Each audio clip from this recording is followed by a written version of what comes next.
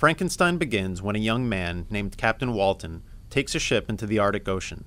He's hoping to make important scientific discoveries. His ship gets stranded for a few days when a sheet of ice forms all around it. To his amazement, he and his crew see a gigantic man, about 8 feet tall, driving a dog sled across the ice until it disappears in the distance. A little later, they see a normal-sized man on another dog sled, chasing the first one. This man is almost dead from exhaustion and exposure, so they take him aboard. The man is Victor Frankenstein. Walton becomes friends with him, and while Frankenstein is recovering, he tells Walton his story. Frankenstein grew up in Geneva. His father had been an important figure in the government, and they were well off. He grew up with his cousin, Elizabeth, whom his parents expected him to marry eventually. He had a little brother named William. He had a best friend named Henry Clerval. Frankenstein goes to a famous university in Ingolstadt, where he becomes very good at science. He figures out scientifically how to bring something to life, though he doesn't tell us what the secret is. He makes a creature using parts from a graveyard. On a rainy night in November, he brings it to life, but he's so horrified by it that he runs away. The next day, his friend Clerval arrives at the university to begin his studies, but Frankenstein becomes ill, and Clerval spends all winter nursing him. Just as he's getting better at the beginning of spring, he gets a letter telling him that his little brother, William, has been murdered. Justine, a servant in his house whom everyone always liked, has been arrested because William had been carrying a locket that was found on her. So Frankenstein heads home. Just before he gets home, he sees the monster from a distance, and he knows that the monster killed his brother. Frankenstein watches Justine's trial, and his cousin, Elizabeth, testifies that she's too nice to have done this, but she's convicted and sentenced to death. Frankenstein has to watch her die. Frankenstein goes with his family on a sightseeing trip, and one day, when he goes mountain climbing by himself, the monster appears to him and makes him sit down and listen to his story. Frankenstein would rather kill him, but he listens. The monster describes how he came to life completely disoriented. He didn't know how to speak or understand language, and he had to get used to the feel of his own body, and to figure out basic concepts like light and dark, heat and cold, and hunger and thirst. He eventually wandered out into the forest, where he could hide and look for berries and nuts. The first human he sees is an old man in a hut, who runs away in terror because the monster is so hideous. He's fascinated by the first village he walks into, but the residents are terrified, and they drive him off by throwing things at him. He finally finds shelter in this little shed built up against the side of a cottage. He can look through a crack and observe the people who live there, but they don't know he's there. These people are called the de Lacys, a brother and sister named Felix and Agatha, and their blind old father, who plays the guitar. The creature sees how much they love each other, and he wants to be like them. He starts learning language by listening to them speak French. One day, an Arabian woman named Saifi arrives. Saifi doesn't speak English or know much about European culture, so Felix teaches her everything from vocabulary and reading to history, and the monster learns along with her. He learns to read and write, and about good and evil, and about the history of human societies.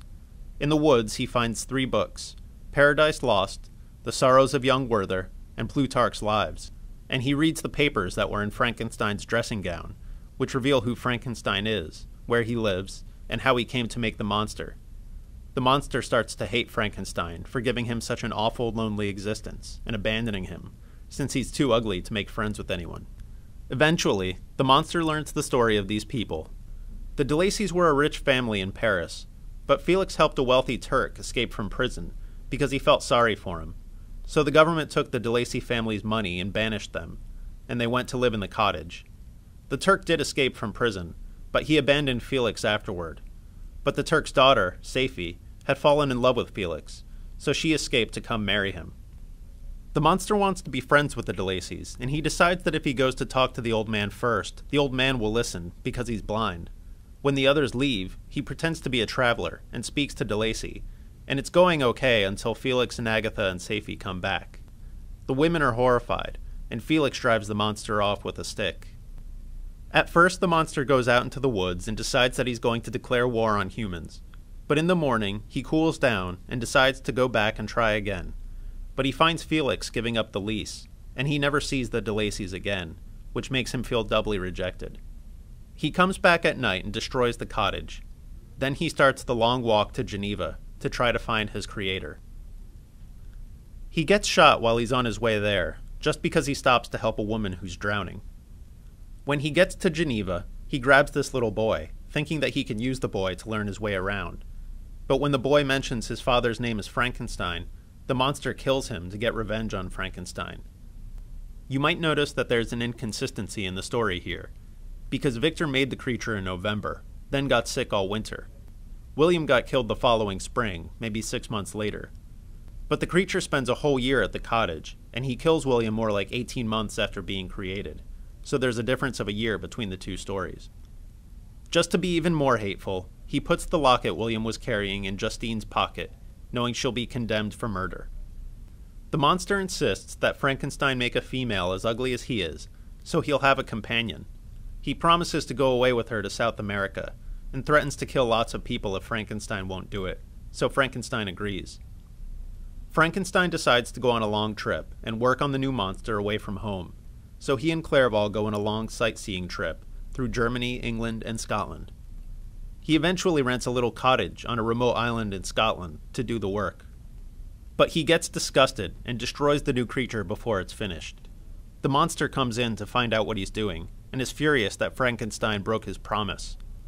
The monster swears he'll get revenge, and says, "I'll be with you on your wedding night." Frankenstein takes all the parts and puts them in a basket, then sails out in a boat at night and dumps it all. Then he goes to sleep in the boat.